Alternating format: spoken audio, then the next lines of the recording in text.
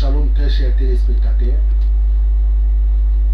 Là où vous nous suivez dans vos maisons,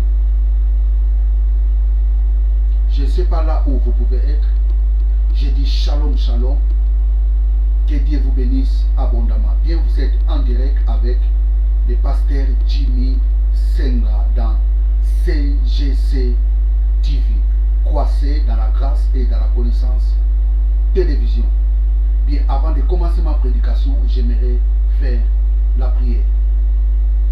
Éternel Dieu, je bénis ton nom pour ce moment béni que tu m'as donné pour prêcher ta parole à la multitude des gens qui me regardent. Laisse que ton esprit illumine leur intelligence, leur savoir, pour qu'ils saisissent tout ce que je vais leur parler en ce moment. Merci éternel Dieu d'avoir disposé leur cœur pour écouter cette prédication. Je te rends toute la gloire, toute l'honneur au nom de Jésus. Amen. Praise God. Alléluia, alléluia. Très chers téléspectateurs, aujourd'hui je vais parler sur les serpents d'airain. Peut-être vous avez déjà entendu parler de ce thème, mais je crois, en suivant cette prédication, vous ne serez pas déçus. Pour ceux qui n'ont pas encore entendu parler de ce thème, et je crois que cette prédication, ça sera une découverte pour toi et ça sera encore une bénédiction énorme dans ta vie. Praise God, hallelujah, hallelujah. Rapidement, nous ouvrons nos Bibles dans l'évangile de Saint Jean, chapitre 3, verset 14 à 15. Saint Jean, chapitre 3, verset 14 à 15.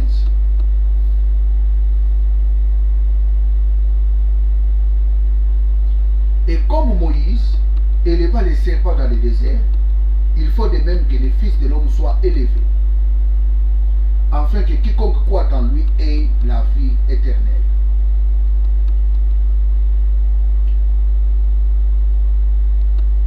Je relis.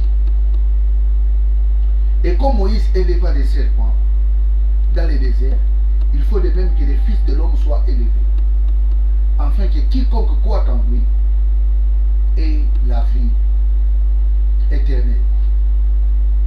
Ici nous voyons Jésus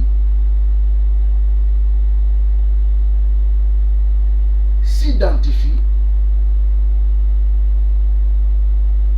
dans sa vie future comme le serpent d'airain que Moïse éleva dans le désert.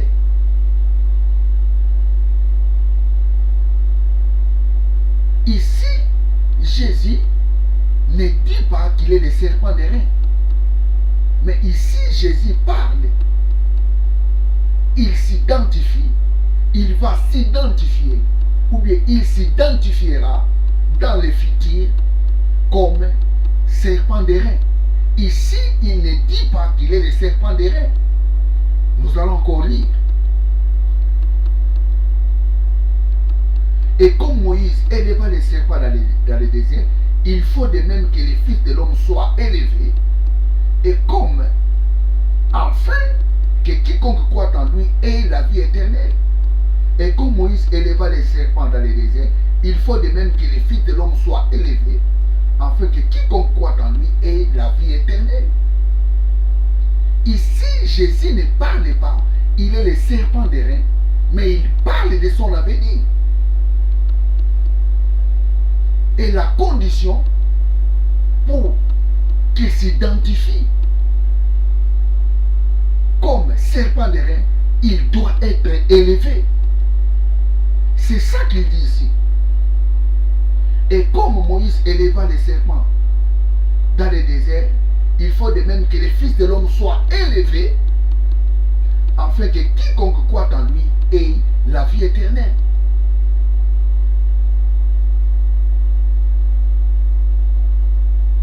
Ici, Jésus s'identifie comme les serpents d'airain que Moïse avait élevés dans le désert. Vous savez, les enfants d'Israël, quand ils sont sortis de l'Égypte, dans le désert, ils commençaient à parler mal contre Dieu et contre Moïse. Vous savez, quand quelqu'un parle mal contre Dieu, il parle mal contre son serviteur. Quand quelqu'un parle mal contre les serviteurs de Dieu, il parle mal contre Dieu.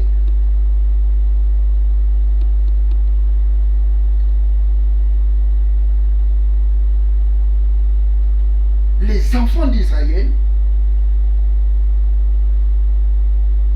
commencèrent à parler mal contre Dieu et contre Moïse. Pourquoi? Parce que ils avaient marre de manger que la manne dans le désert.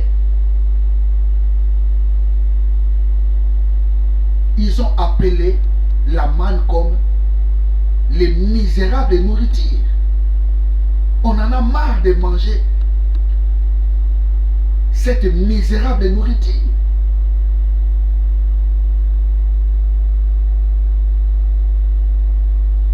Ça se trouve dans le livre de Nombres, Nombres chapitre 21, versets 5 à 9. Vous pouvez lire tous les chapitres, chapitre 21.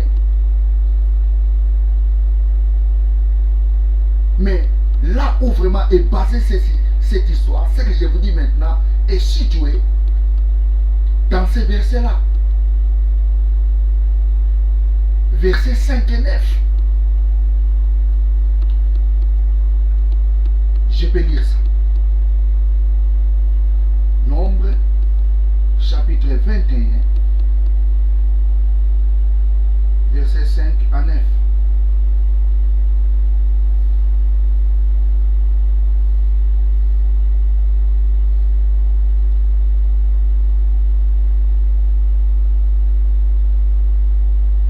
Nombre 21,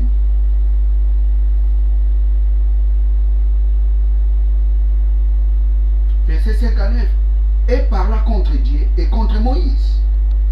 Pourquoi nous avez-vous fait monter hors d'Égypte pour que nous mourions dans les déserts, car il n'y a point de pain, il n'y a point d'eau, et notre âme est dégoûtée de cette misérable nourriture.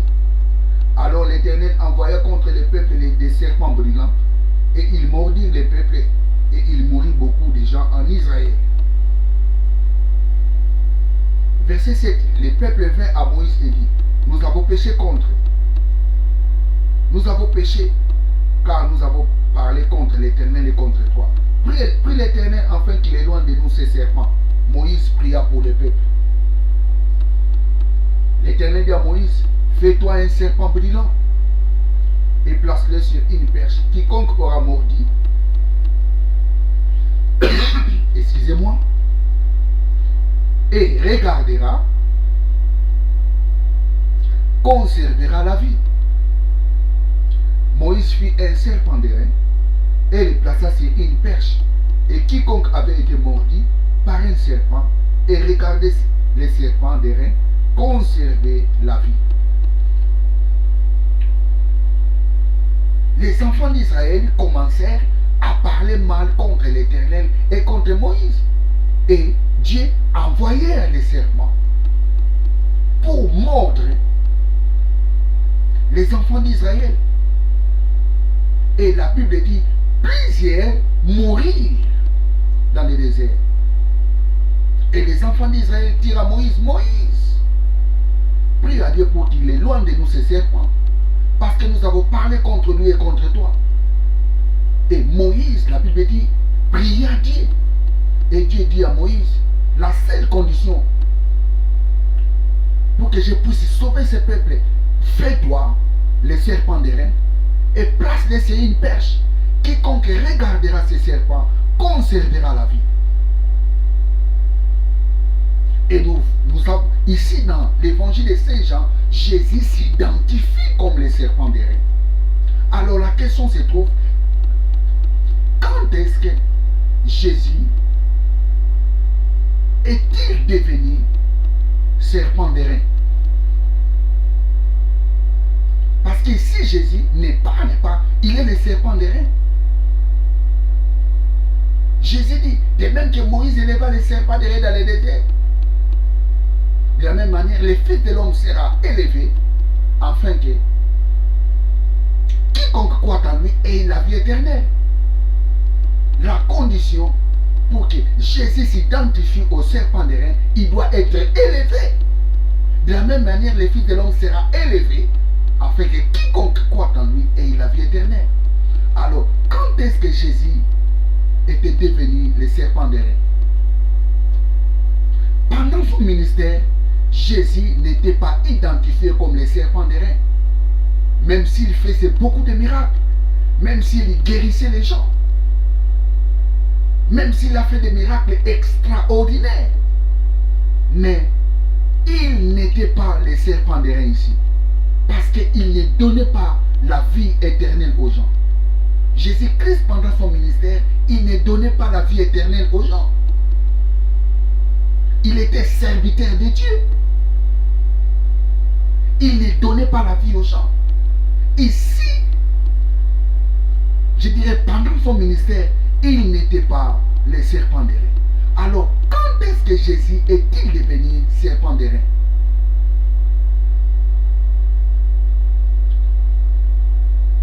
Oui, plusieurs parlent sur la croix.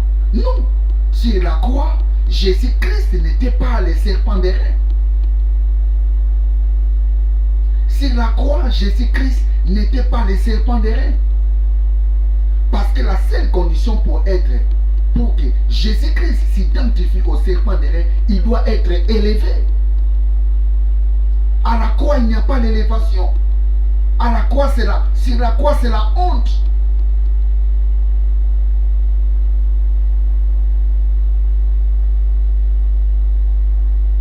La seule condition pour que Jésus s'identifie au serpent d'airain, il doit être élevé. Sur la croix, il n'y a pas d'élévation. C'est la honte. Sur la croix, Jésus-Christ était humilié. Sur la croix, il ne donnait pas la vie. Sur la croix, il donnait la mort aux gens. Parce que quand Christ était mort sur la croix, c'est l'humanité entière était morte. Jésus-Christ n'était pas mort pour l'Église. Jésus-Christ était mort pour les méchants. Jésus-Christ était mort pour les pécheurs, pas pour les hommes du bien. Jésus-Christ était mort pour les hommes, pour les pécheurs, c'est pour l'humanité. Jésus-Christ était mort pour l'humanité. L'Épître aux Romains nous dit, lorsque nous étions encore des pécheurs, Christ était mort pour nous. Je peux lire ça, Romains chapitre 5.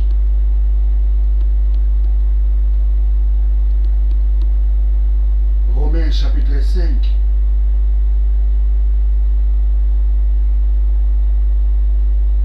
Romains 5. Praise God. Romains 5. Verset 8. Mais Dieu prouve son amour envers nous, en ce que lorsque nous étions encore pécheurs, Christ était mort pour nous. Jésus-Christ était mort pour les pécheurs. Sur la croix, Jésus ne donnait pas la vie. Sur la croix, il n'était pas le serpent d'airain. Sur la croix, il donnait la mort aux gens. Quand il était mort, nous sommes morts avec lui. Quand il était mort, c'est l'humanité entière qui était morte en lui. Sur la croix, Jésus-Christ n'était pas identifié comme le serpent d'airain. Sur la croix, Jésus-Christ donnait la mort aux gens. Sur la croix, il a donné la mort à l'humanité. Quand il était mort, c'est l'humanité entière qui était morte en lui. il était mort pour les athées. Même s'ils ne croient pas en lui, il était mort pour eux.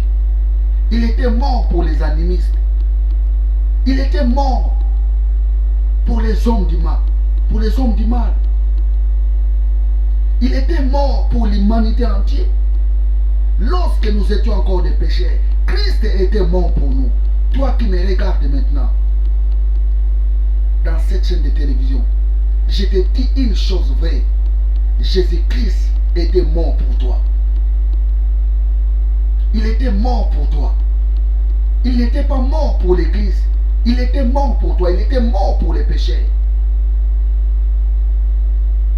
Jésus-Christ est mort pour ceux qui sont vivants aujourd'hui.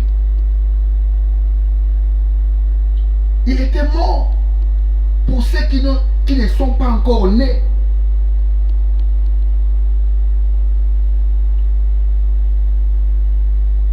Jésus-Christ est mort. Même pour ceux qui ont déjà mouru. Mais malheureusement, ceux qui n'ont pas cru en lui n'ont pas la vie éternelle. Il était mort pour eux, mais ils n'ont pas cru. Ils n'ont pas cru à lui. Lorsque nous étions encore des pécheurs, Christ était mort pour nous. Sur la croix, Jésus-Christ n'était pas le serpent d'airain. Sur la croix, Jésus-Christ ne donnait pas la vie éternelle. Sur la croix, il a donné la mort à l'humanité. Parce qu'il était mort à notre place. Et quand il était mort, c'est nous qui sommes morts en lui. C'est l'humanité entière qui était morte en lui. Sur la croix, Jésus-Christ n'était pas le serpent d'airain. Parce que la seule condition pour que Jésus-Christ s'identifie comme l'antitype, qui est le type du serpent, il doit être élevé. Sur la croix, il n'y a pas l'élévation. Et si nous lisons dans l'Épître aux Philippiens, chapitre 2, nous allons lire ça. Philippiens, chapitre 2.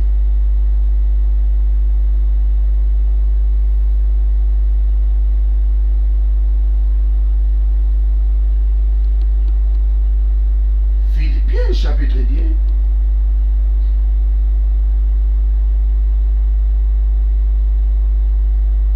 Nous allons lire le verset 8. Il s'est humilié lui-même, se rendant obéissant jusqu'à la mort, même jusqu'à la mort de la croix.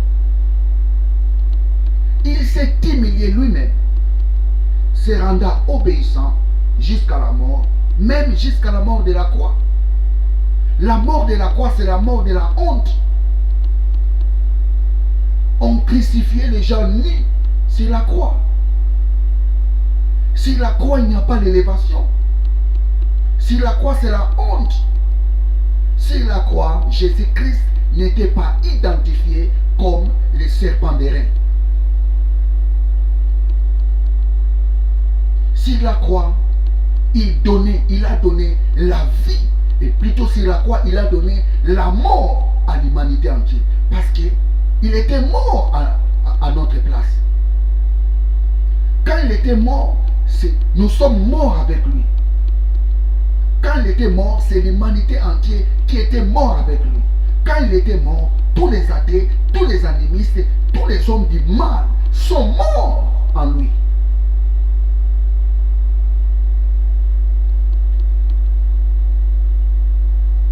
Sur la croix, Jésus-Christ n'était pas identifié comme serpent d'airain. Sur la croix, Jésus-Christ n'était pas le serpent d'airain. Alors, quand est-ce que Jésus-Christ était devenu serpent d'airain? C'est là où se pose la question.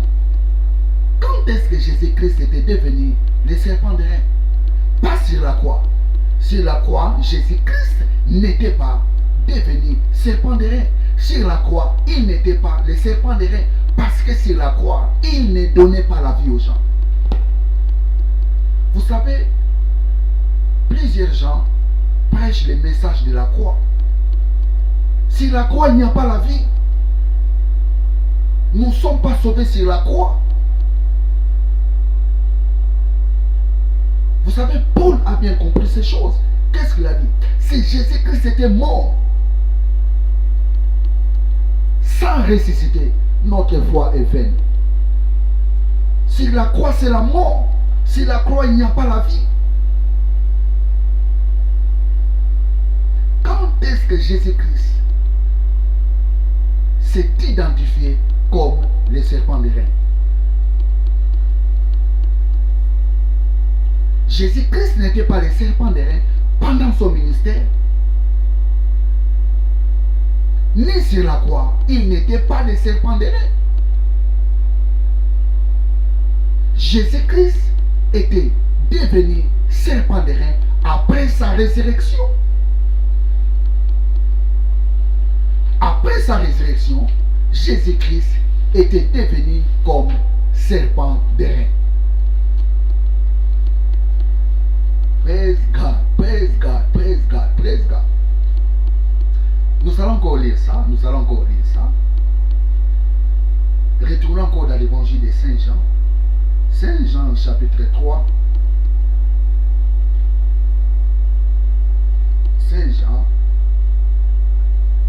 Saint Jean chapitre 3, verset 14 à 15. Nous allons lire le verset 14. Saint Jean chapitre 3, verset 14. Et comme Moïse éleva les serpents dans le désert, il faut de même que les fils de l'homme soient élevés. Il faut de même que les fils de l'homme soient élevés. Vous savez, plusieurs gens pensent, comme la Bible dit, il faut que les fils de l'homme soient élevés. Donc, sur la croix, il a été élevé. Donc, comme il a été crucifié sur la croix, comme il a été crucifié sur la croix, donc c'était ça l'élévation dont la Bible parlait. Donc, comme le serpent de Moïse a été placé sur une perche, donc c'est-à-dire de la même manière comme Jésus était placé sur la croix, alors Jésus s'identifie comme serpent de rein. Non, sur la croix, Jésus-Christ n'est pas serpent de rein. Le mot qui est placé ici, élevé,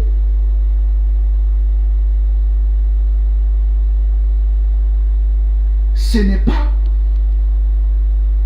élever quelqu'un. Ce n'est pas élever quelqu'un en haut. C'est-à-dire élever quelqu'un qui était en bas. On lui place un peu en haut. Non, ce n'est pas ça que la Bible nous dit ici. Ce n'est pas ça la Bible nous dit ici. Jésus-Christ était élevé après sa résurrection. Les mots que Jésus a utilisés ici, ce n'est pas prendre quelqu'un et le placer en haut. Non. Il ne s'agit pas de ça que Jésus parle ici. Qu'est-ce que Jésus dit ici?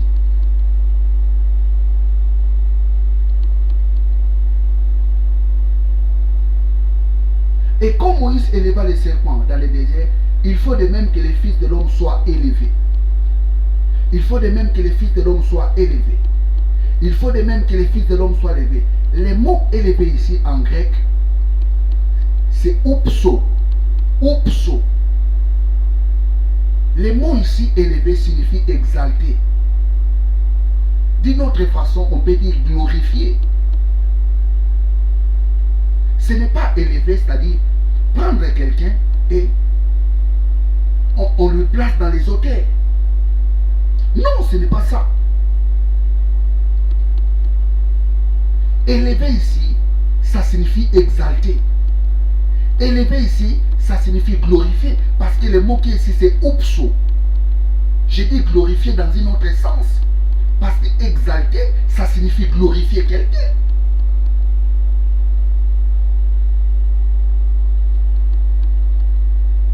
Qu'est-ce que Jésus dit ici?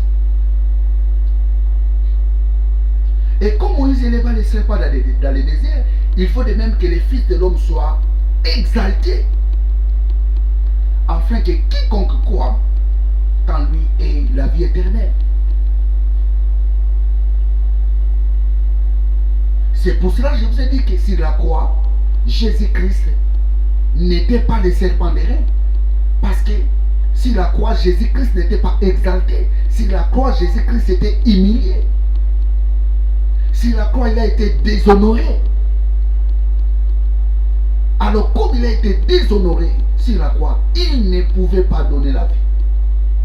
Au contraire, il a donné la mort à l'humanité. Quand il était mort, nous sommes morts avec lui. L'humanité entière était morte avec lui. Lorsque nous étions encore des pécheurs, Christ était mort pour nous. Praise God, praise God, praise God. Alléluia, alléluia. Lorsque nous étions encore des pécheurs, Christ était mort pour nous. Quand nous étions encore des païens, Christ était mort pour nous. Toi qui me regardes maintenant, Christ était mort pour toi. Christ était mort pour toi. C'est pour cela qu'il a besoin de toi. Il a besoin de toi, très cher téléspectateur. Praise God. Alléluia. Praise God. Praise God. Lorsque nous étions encore des pécheurs, Christ était mort pour nous. Alléluia. Alléluia. Alléluia. Alléluia. Alléluia. Les serpents des reins. Quand est-ce que Jésus-Christ était devenu serpent des reins? Sur la croix, il n'était pas le serpent des reins. Jésus-Christ était devenu serpent des reins après sa résurrection. Quand il a été ressuscité, il a été élevé. Quand il a ressuscité, il a été élevé. Il a été élevé comme Christ et Seigneur. Il était élevé comme Christ et Seigneur. Nous allons lire ça dans Actes des Apôtres. Actes des Apôtres. Actes chapitre 2, verset 32.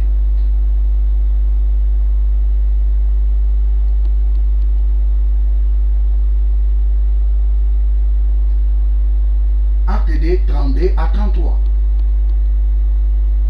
Actes des Apôtres, chapitre 2, verset 32 à 33.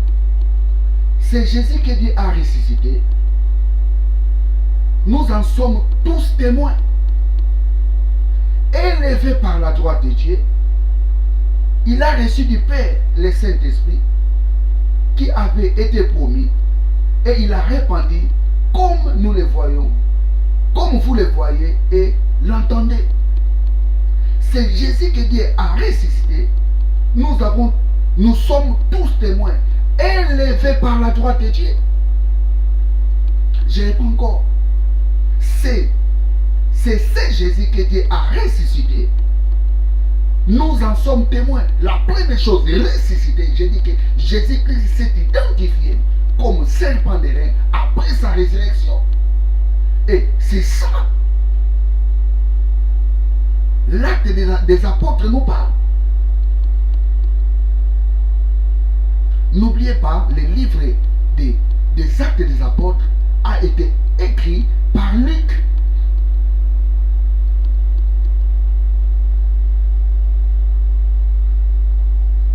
C'est Jésus que Dieu a ressuscité. Nous en sommes tous témoins, élevés par la droite de Dieu après sa résurrection. il a été élevé par la droite de Dieu. Praise God. Qu'est-ce que signifie élevé par la droite de Dieu? Qu'est-ce que signifie il est assis à la droite de Dieu? Qu'est-ce que signifie il est à la droite de Dieu? Tous ces trois mots sont différents. Les significations sont différentes. Praise God, praise God. Élevé par la droite de Dieu. Il est assis à la droite de Dieu. Il est à la droite de Dieu. Tous ces mots sont différents. Praise God, praise God. Mais nous ne sommes pas là. Il y aura un jour, je vais parler sur ça. Élevé par la droite de Dieu. Élevé par la droite de Dieu. Après sa résurrection, il était élevé comme Christ et Seigneur. Nous allons encore lire Actes des Apôtres, toujours. Nous allons lire les chapitres 36. Ou bien, je lis 34 jusqu'à 36. Car David n'est point monté au ciel, mais il dit lui-même, le Seigneur a dit à mon Seigneur, assis-toi à ma droite, jusqu'à ce que je fasse de tes ennemis ton marchepied. Que toute la maison d'Israël sache, donc avec certitude, que Dieu a fait Seigneur et Christ. C'est Jésus que vous avez crucifié. Que Dieu a fait Seigneur et Christ, c'est Jésus que vous avez crucifié. Donc, praise God, praise God. C'est-à-dire, quand Jésus-Christ était élevé, il a été élevé comme Christ et Seigneur. Il a été élevé comme Christ et Seigneur. Nous allons encore lire dans l'Épître aux Philippiens, chapitre 2, verset 6. Épître aux Philippiens, chapitre 2, verset 6.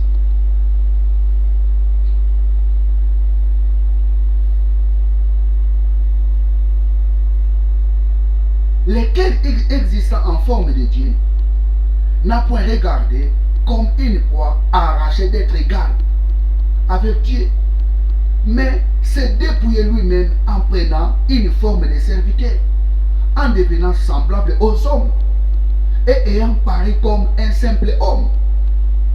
Il s'est humilié lui-même, se rendant obéissant jusqu'à la mort, même jusqu'à la mort de la croix. C'est-à-dire, sur la croix, il était humilié. C'est pourquoi aussi Dieu l'a souverainement élevé.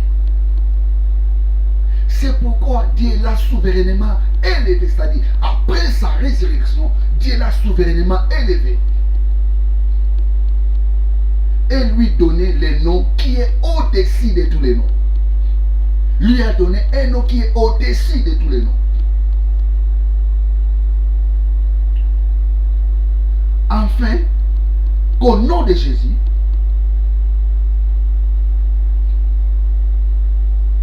tous genoux fléchissent dans les cieux, sur la terre et sous la terre, et que toute langue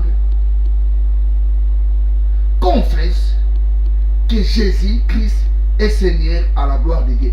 La traduction ici n'est pas vraiment du tout. La traduction ici est vraiment. C'est vraiment, on a essayé un peu de les tordre un peu cette traduction. Mais la vraie traduction qu'on devrait écrire, ou les vrais mots, ou bien la vraie façon qu'on devrait écrire ça, c'est que toute langue confesse Jésus est Christ et Seigneur à la gloire de Dieu le Père. C'est ça la meilleure traduction. Que toutes les langues confessent que Jésus est Christ et Seigneur à la gloire de Dieu le Père. C'est ça la meilleure traduction. Vous savez la façon dont on l'a traduit dans d'autres versions comme Amplified Version, King James, vraiment c'est vraiment c'est vraiment clair. Darby aussi. Des fois j'aime la version Darby aussi. Vraiment, c'est vraiment bien. Que toutes les langues confessent que Jésus-Christ, plutôt que toutes les langues confessent, Jésus est Christ et Seigneur à la gloire de Dieu le Père.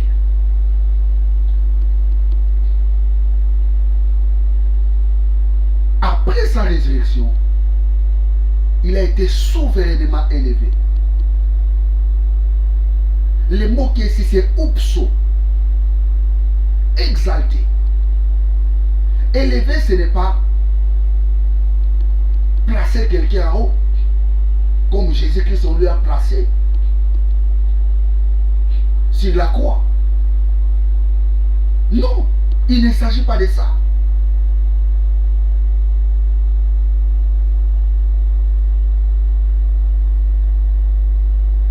Le serpent d'airain a été placé sur la croix. Et quand Jésus s'identifie comme le serpent d'airain, ce n'est pas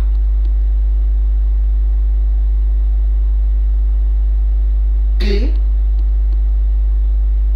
il est le serpent d'airain, il sera le serpent d'airain quand il sera placé sur la croix. Non. Le mot exalté ici, ce n'est pas placer quelqu'un dans les hauteurs. Élevé ici, en grec, c'est upso, qui signifie exalté, glorifié dans un autre sens. Praise God, praise God. Hallelujah, hallelujah, hallelujah, hallelujah, hallelujah, hallelujah. Jésus-Christ s'est identifié comme serpent d'airain après sa résurrection. Après sa résurrection, Dieu l'a élevé, il lui a donné un nom qui est au-dessus de tous les noms. Et la Bible nous dit, en ce nom, tous genoux fléchissent, toutes les langues confessent, Jésus est Christ et Seigneur. Pas que toutes les langues confessent Jésus-Christ est Seigneur. Non, non, non, non. Que la vraie traduction, que toutes les langues confessent Jésus est Christ et Seigneur. C'est ça que l'apôtre Pierre, lors de sa première prédication, lui qui nous parle dans l'acte des apôtres. Dieu a fait ce Jésus que vous avez crucifié, Christ est Seigneur. C'est ça Paul nous dit ici, dans l'épître aux Philippiens, que toutes les langues confessent Jésus est Christ et Seigneur. Quand Jésus-Christ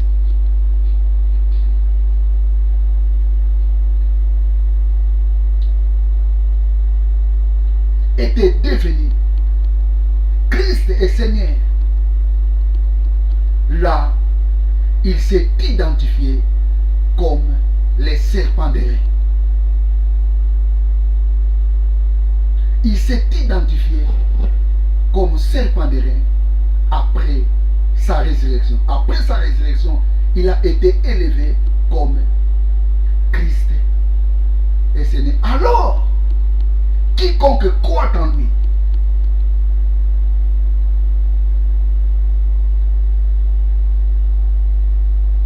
il lui donne la vie éternelle. Il lui donne la vie éternelle parce qu'il est Christ. Christ signifie un homme oint. Christ signifie oint. Seigneur signifie Dieu, Adonai, le maître. Vous savez, il y a vraiment des enseignements là-dessus. Jésus comme Christ, Jésus comme Seigneur. Quand Jésus devient ton Seigneur, ça signifie il devient le maître de ta vie. Tu dépends de lui. Quand Jésus devient Christ, Quand il est Christ,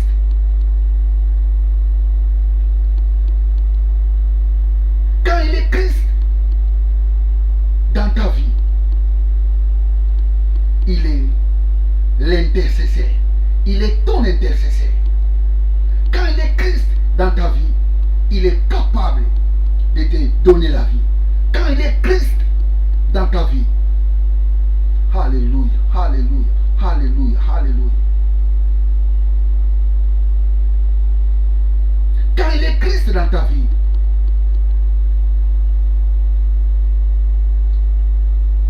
il est ton roi. Vous savez, à l'Ancien Testament, les rois étaient les oints de Dieu.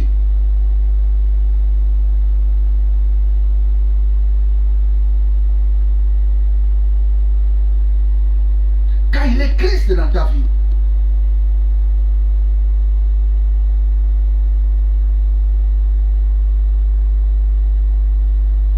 il est capable de te donner la vie éternelle.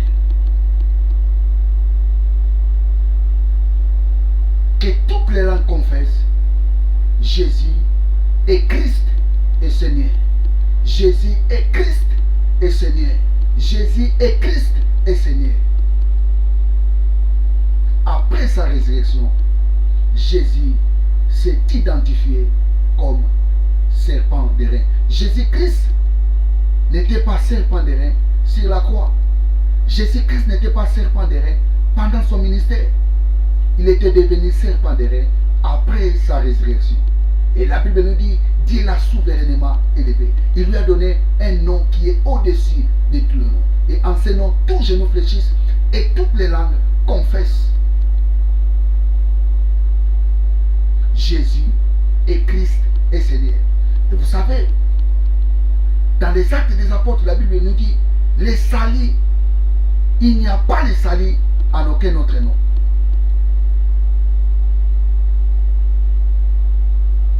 Il n'y a que les salis dans le nom de Jésus. Après sa résurrection, il est devenu le serpent d'airain. Très cher téléspectateur, toi qui me regardes maintenant, c'est Jésus qui peut te donner la vie éternelle. Si Jésus-Christ n'était pas ressuscité, le christianisme est nul.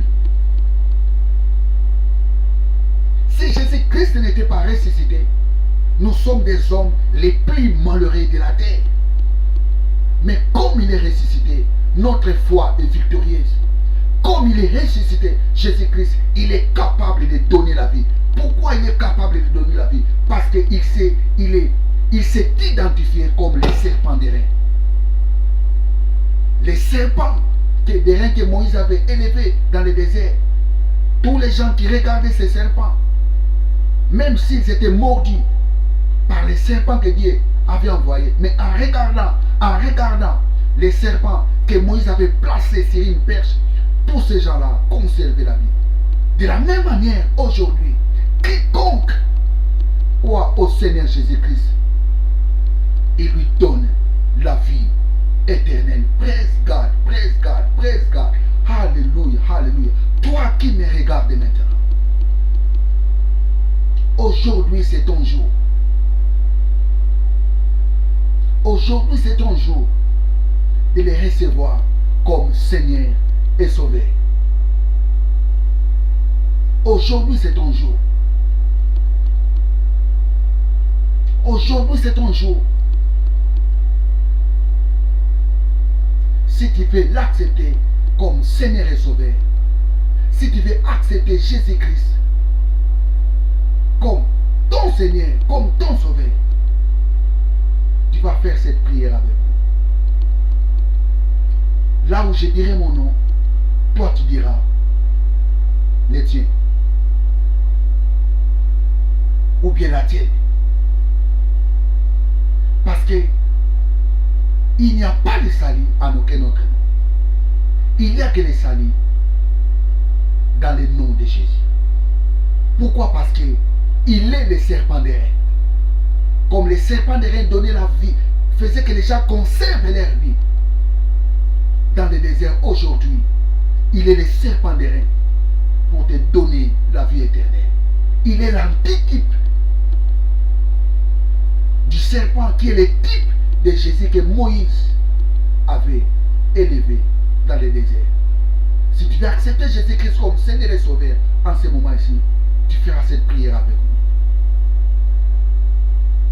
Tu vas dire, tu vas répéter tout ce que je vais leur dire.